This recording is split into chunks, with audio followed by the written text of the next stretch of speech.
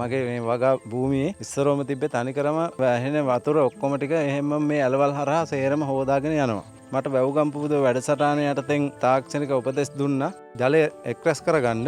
ඊට පස්සේ පොඩි සාමාන්‍ය පතහක් හදාගත්තා. ඒ එක්රැස් වෙන ජලය මම ගොවිතැන් වැඩ කටයුතු වලටත් ගන්නවා. ඒ වගේම පල්ලෙහාත් ඉන්නවා ගොවියන්ට එයාලටත් වතුර ප්‍රමාණයක් දෙනවා.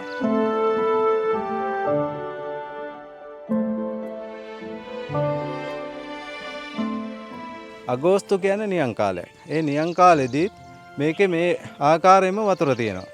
අද පල්ලෙහ කුඹුරට ගිහින් බලනොත් නිරන්තරයෙන්ම වතුර හැම වෙලාවෙම රැඳිලා තියෙනවා. උඩහ මම එළවලු ගොවිතැන් කරනවා. එතකොට ඒ වගාවටත් වතුර මේකෙන් තමයි තපයාගන්නේ. ඉන් අමතරව කිරි ගවයන් නැති කරනවා. කිරි ගවයන්ට ජලය දෙන්නේ මේ පතහට කෙලවරකින් සත්තු ටික ගෙනත් වතුර ටික යාලත් බොනවා. ඒ වගේම කැලේ ඉන්නවා අලි. අලිත් ඇවදින් සිව්පාවත් ඇවදින් මේ වතුර යාලත් බොනවා.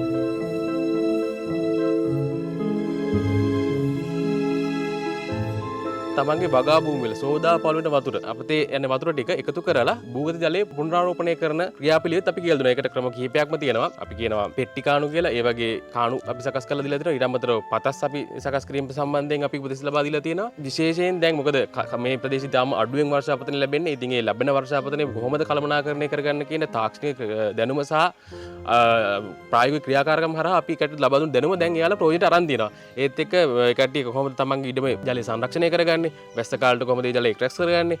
ඒ වගේම කොහොමද භූගත ජලයේ ජල මට්ටම පුනරාරෝපණය කරගන්නේ? මේ දේවල් ගැන පුළුල් අවබෝධයක් ඒ කට්ටියට දැන් ලැබිලා තියෙනවා. මොකද මේ දේවල් ව්‍යාපෘතියට පෙර ඒ කට්ටියට කිසිම තාක්ෂණ දැනුමක් ලැබිලා තිබුණේ නැහැ. සහ ඒ සම්බන්ධයෙන් කාලේ දැනගෙන හිටියෙත් නැහැ. ඒ නිසා ව්‍යාපෘතිය හරහා ඒ කට්ටියට ලබා දුන්න දැනුම වැළඳගත්තා සහ ඒකට අනුහුරු වුණා. ඉතින් ව්‍යාපෘතිය පැත්තෙන් අපි ගොඩක් සාර්ථකයි කියලා හිතනවා. මේ තාක්ෂණ දැනුම ජනතාවට ගෙන යන්න පුළුවන්.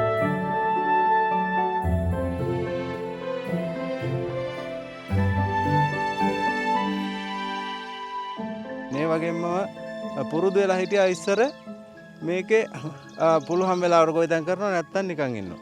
අද මම යලමහ දෙකම කුඹුරු ප්‍රමාණිකුත් කරගෙන තියෙනවා. ඉන් අමතරව අතිරේක භෝග හැටියට රට කජු මුං වගා කරනවා.